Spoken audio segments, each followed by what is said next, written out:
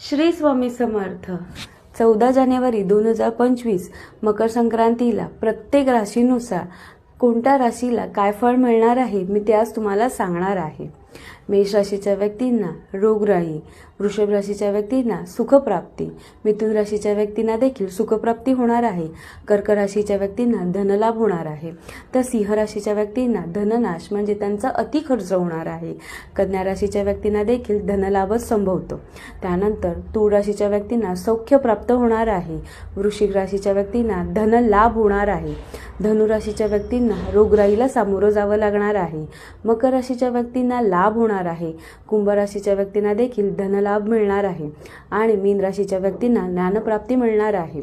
ज्या राशींचं प्रतिकूल असं फळ मिळत आहे अशा व्यक्तींनी मकर संक्रांतीच्या दिवशी जेव्हा पुण्यकाळ सुरू होतोय म्हणजेच 8:20 पासून सूर्य जेव्हा मकर राशीत जात आहेत तेव्हा तुम्ही गोरगरीब व्यक्तींना किंवा ज्यांना खरंच काही गरज आहे अशा व्यक्तींना तिळाचं दान करणं, वस्त्रदान करणं किंवा अन्नदान करणं त्यांच्यासाठी खूप फायदेशीर ठरू शकतं.